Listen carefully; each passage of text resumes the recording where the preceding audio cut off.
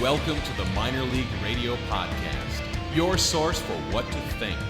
From politics to pro wrestling, pop culture to progressive metal, confusing rhetoric, chronic masturbation, religion, rashes in inconvenient places, and of course the gold standard in pornography criticism.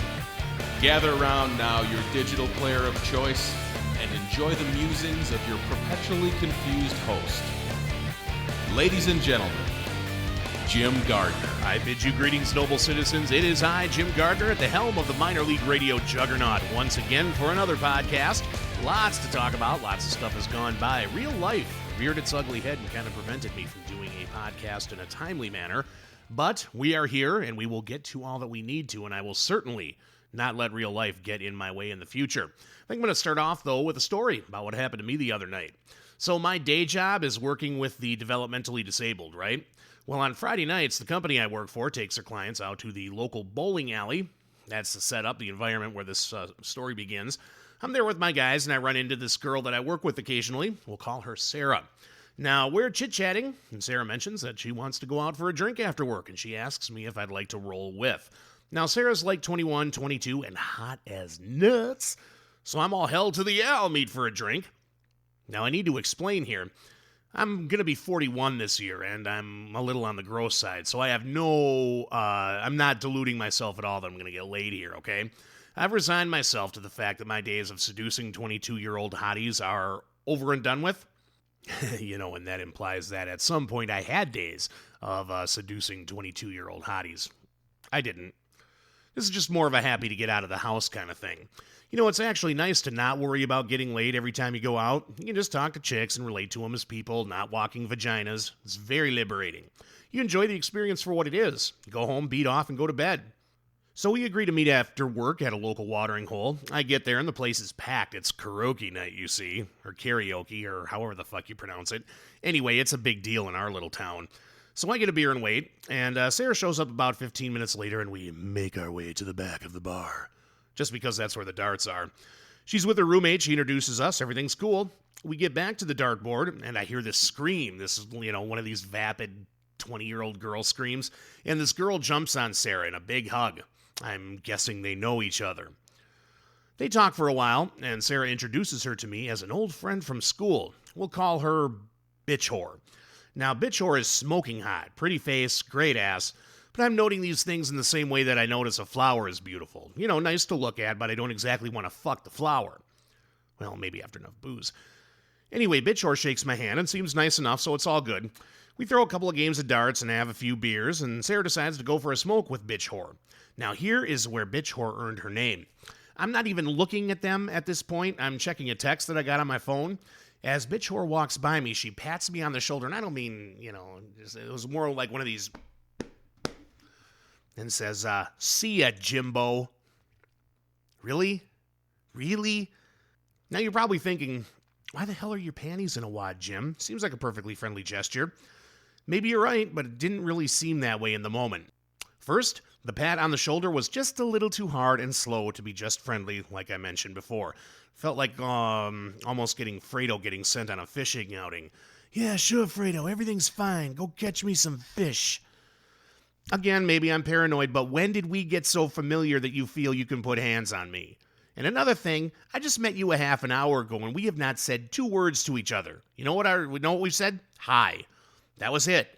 I told you my name was Jim. Not Jimmy, not James, Jim. Jimbo? That's a little familiar. And I did nothing to this girl other than make a mental note that she was hot. And I've learned to be very discreet about that. I didn't eye fuck her. I didn't take my dick out in the middle of the bar, waving it at her, saying, want some? In my head, if she were really not a bitch whore and was feeling genuinely pleased to meet me, again seems unlikely because the sum total of our awareness of each other's existence was hi, and something a little less aggressive, like, Jim, was nice to meet you, maybe we'll see you around. And no shoulder pat. That would have been appropriate. Not the shoulder pat from hell and, see ya, Jimbo. Again, maybe I'm reading way too much into this, and it's not like this little episode is keeping me up at night, but it's a story and I thought I'd tell it. I suppose I could have said something like, hey, Minor League Radio, guess what? But I stuck up Bitch Friday. Now the news. This is more fun. You're okay. This one, real fucking ugly. The Minor League Radio Podcast. All right, we'll take a look at the news now at the Minor League Radio Podcast. Obviously, Super Bowl 46 is in the books and a big deal. And, you know, I have to say that a world in which an average 9-7 football team is the world champion is a world in which I do not want to live. So I will now be killing myself. All right, maybe that's a little melodramatic. But I will now make the case for why I am the single most persecuted football fan on the planet. Not you, me.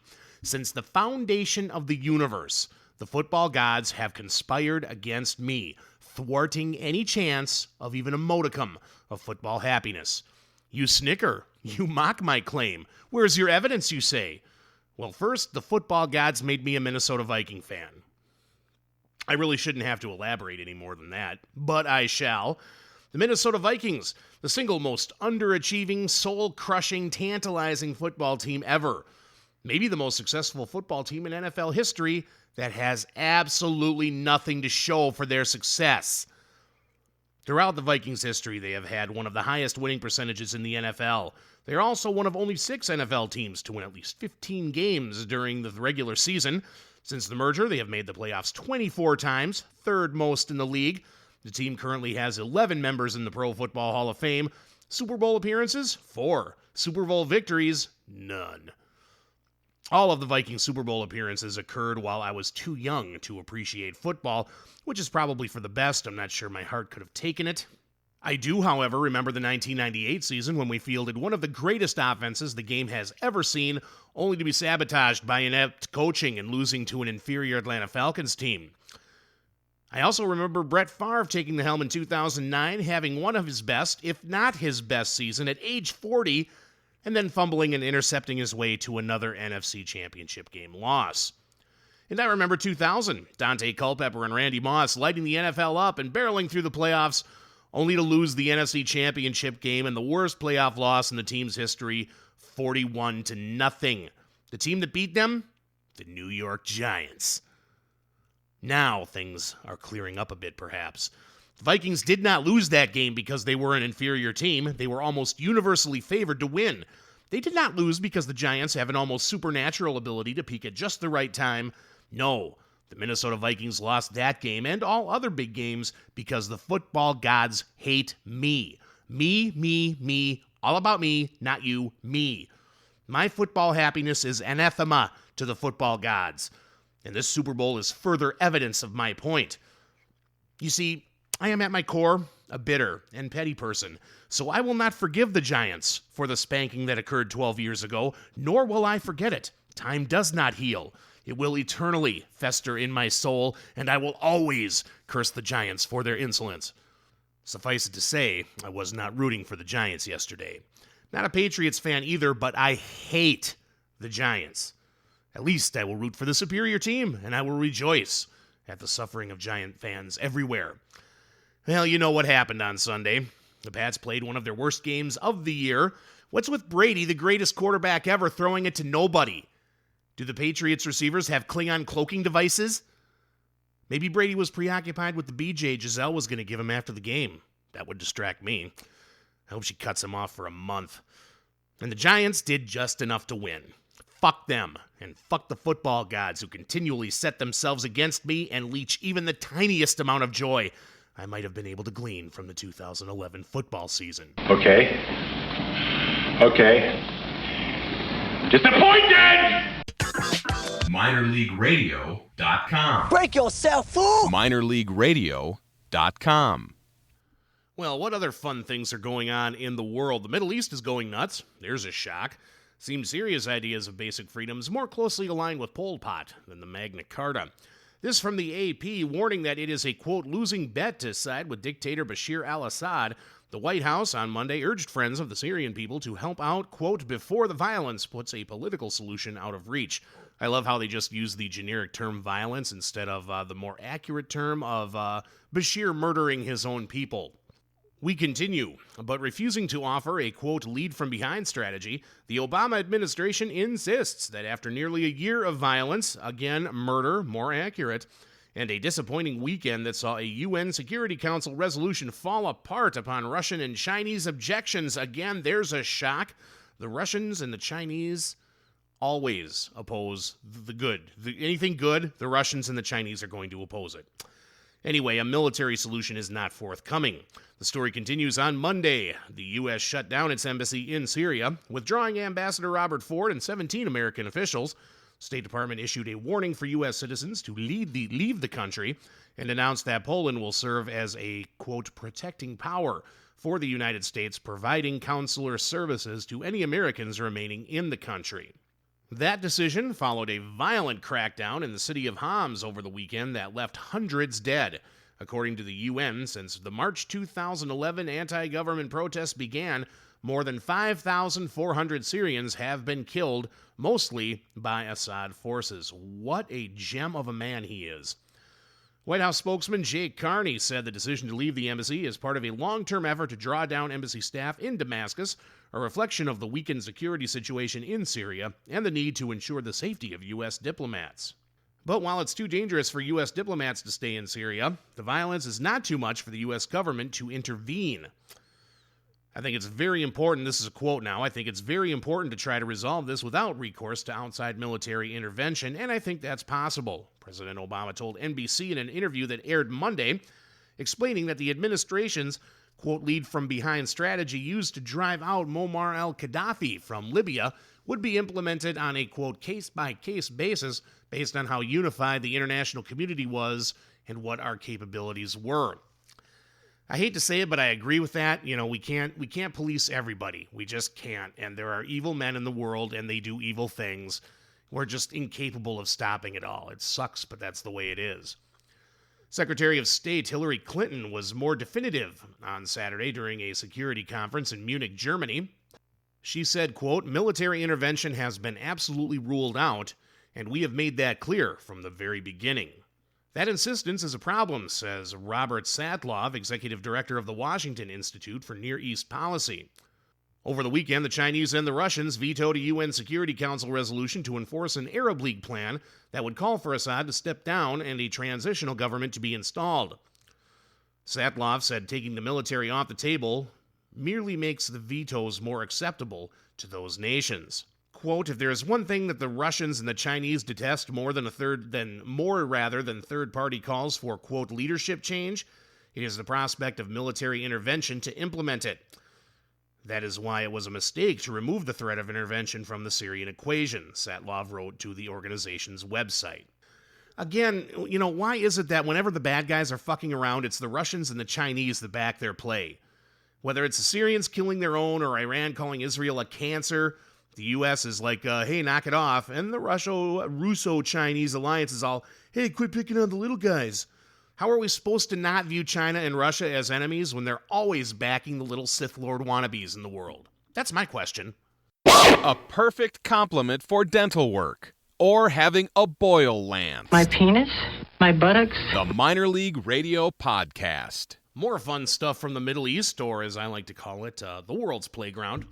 The Iranian government, through a website proxy, has laid out the legal and religious justification for the destruction of Israel and the slaughter of its people. It is about time, isn't it? The doctrine includes wiping out Israeli assets and Jewish people worldwide.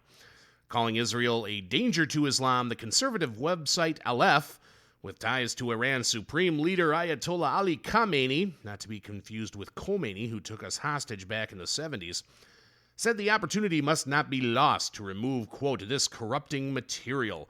It is a jurisprudential justification to kill all the Jews and annihilate Israel, and in that the Islamic government in Iran must take the helm.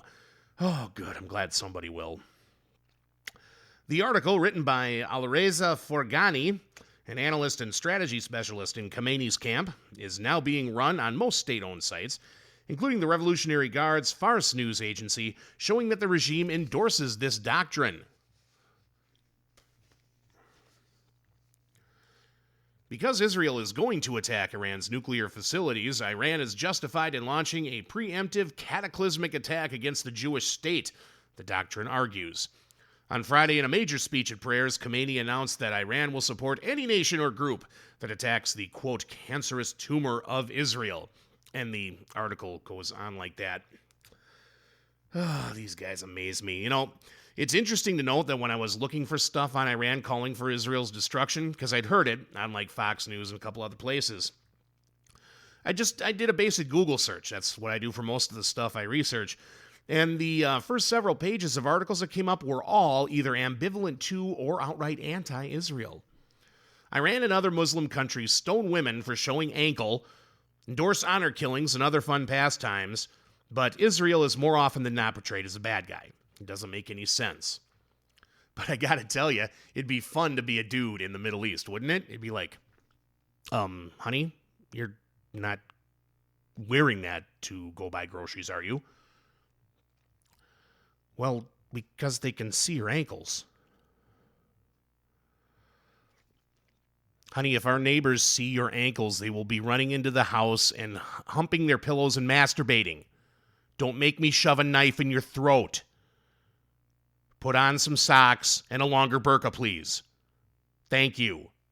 All right, so Obama's planning economic sanctions against Iran, which is fine. We can't go to war with these people. We just don't have the resources right now. And it's not really the people of Iran. It's more their government, which I'll get into in a minute. But I find it weird that Iran already believes, they're already convinced that Israel is going to make a preemptive strike against them. And one of the reasons that I think this is a pretty funny story from earlier this week. Apparently, if you want top-level intelligence about world affairs, all you have to do is ask U.S. Defense Secretary Leon Panetta. This story from the AP. U.S. Defense Secretary Leon Panetta believes there is, quote, a strong possibility that Israel will strike Iran's nuclear installations this spring, it was reported earlier. In a column in the Washington Post, it claimed that Pentagon chief believes that an Israeli strike could go ahead within months. When asked about the opinion piece by reporters traveling with him to a NATO meeting in Brussels, Mr. Panetta did not deny the claim. He went on to say, I'm not going to comment on that. David Ignatius, the columnist, can write what he will with regards to what I think and what I view. I consider that to be an area that belongs to me and nobody else. Well, then quit talking about it. He said Israel indicated that they're considering a strike, and we've indicated our concerns. The Post columnist said Mr. Panetta, quote, believes there is a strong likelihood that Israel will strike Iran in April, May, or June before Iran enters what Israelis described as a, quote, zone of immunity to commence building a nuclear bomb. President Barack Obama and Panetta are said to have cautioned the Israelis that the United States opposes an attack, believing that it would derail an increasingly successful international economic sanctions program and other non-military efforts to stop Iran from crossing the threshold, he said. But the White House hasn't yet decided precisely how the United States would respond if the Israelis do attack.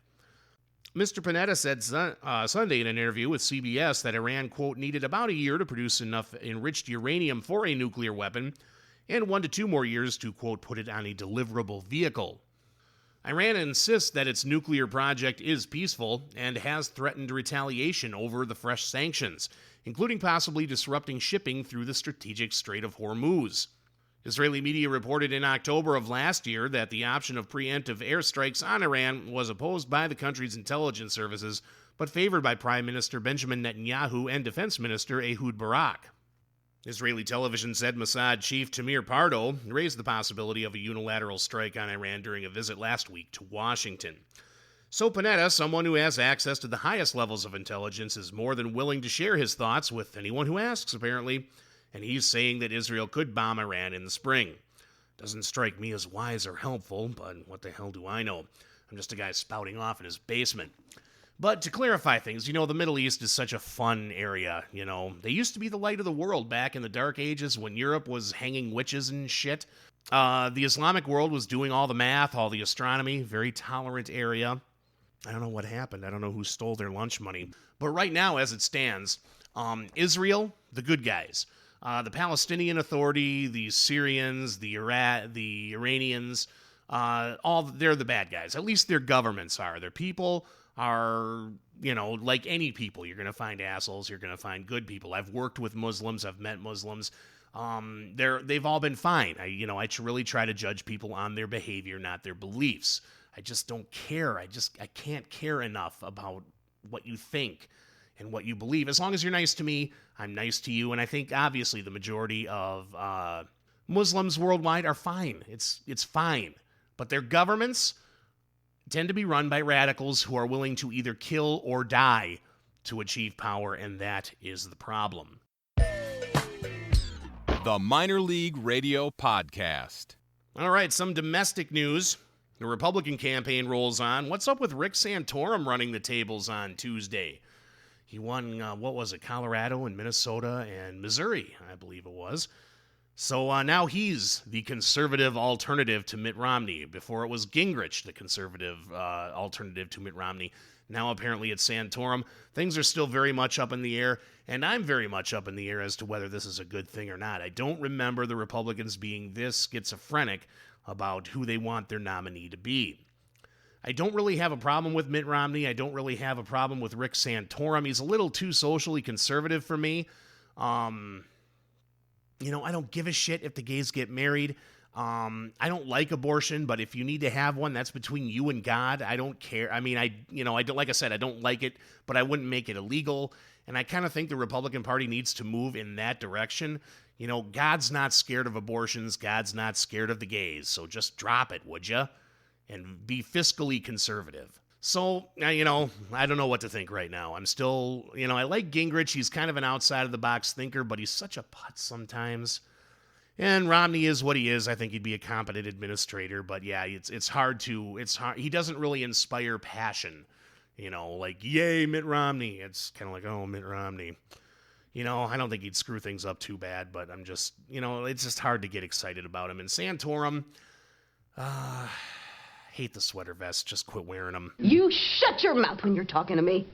Love me some movies, so I always like to take a look at what's tops at the box office for the week. Leading things off, Chronicle. I so want to see this. One of these found footage movies, apparently about guys who develop superpowers, which is awesome. I kind of like the found footage thing. It can be overdone, though, but all the reviews I've read have been that this is a great movie. I want to see it. But do you think it's here? No, of course not. It's not in my hometown. We've got a 6-screen multiplex, but we get like The Vow with It Boy and It Girl, and we love each other, but there's problems. God, bring Chronicle here. I want to see it. Number 2 at the box office this week, The Woman in Black. Harry Potter all grown up, I guess. Number 3, The Gray. Liam Neeson, kicking ass, like I mentioned in my last podcast. Good stuff there. Big Miracle, number 4 at the box office. That's Wales or something. And number 5, Underworld Awakening. Kate Beckinsale in skin-tight rubber suits. Works for me. MinorLeagueRadio.com. Break yourself, fool! MinorLeagueRadio.com. And the Minor League Radio podcast continues with Goofy Shit. Winter 2012 will have an extended stay on America's calendar, according to the annual Groundhog Day forecasting event in Puxatawney, Pennsylvania. Absolutely meaningless, but it seems to make news every year. On February 2nd, people from around the world watch this tongue-twisting small town for a sign from one groundhog that supposedly predicts when that year's spring will arrive. If it's a cloudy day outside when the groundhog emerges from its burrow, then spring will arrive early that year. However, if it's sunny outside, the groundhog will supposedly be scared by its own shadow, retreating underground for 6 more weeks of cold weather. Of course, Puxatawney Phil's predictions is no more able to guarantee the extended forecast than your local weatherman. ABC News reports that an analysis by the National Climate Data Center found that Phil's predictions are more often wrong than right. I'm glad we spent money on that. Phil is also fond of gloomy predictions. Ever since 1887, he predicted 99 extended winters and only 16 early springs. 9 of the year's predictions were unavailable. Who cares? Puxatawney Phil has become a celebrity in his own right. Each year, the chubby rodent is watched by millions as he emerges from a burrow in the town he is named after. Phil has become so beloved by the town that he actually lives in the local library with his, quote, wife. Wife, yeah, Phyllis. That's awesome. Anyway, 6 more weeks of winter, whatever. And the goofy shit rolls on. The U.S. Air Force Academy last year installed an $80,000 rock garden/fire pit on its campus for use by several, quote, earth-based religions like pagans, Wiccans, Druids, witches, and various Native American faiths. For the current year, only 3 of the 4,300 cadets have identified themselves in that group, but the Academy is sensitive to the issue after a 2005 lawsuit accused administrators and cadets of allowing too aggressive proselytizing on behalf of Christian religions. For the record, the academy currently has 11 Muslim cadets, 16 Buddhists, 10 Hindus, and 43 self-described atheists. That from the Los Angeles Times. So they spent like over $25,000 per pagan for this rock garden. If I were a pagan, how about just give me the cash? I'll make my own damn rock garden. More from your government. A 2007 federal energy independence law required companies that supply motor fuel in the U.S. to blend in a certain cellulose-based ingredient starting in 2011, even though, as the Environmental Protection Agency well knows, the ingredient simply does not now exist. So, you have to put a make-believe ingredient in your gas. A New York Times reporter checked with the EPA in January and found that the companies will still have to pay the monetary penalties for non-compliance. Oh my God. And almost certainly the even stiffer penalties for 2012, since the ingredient is still 2 or 3 years from development.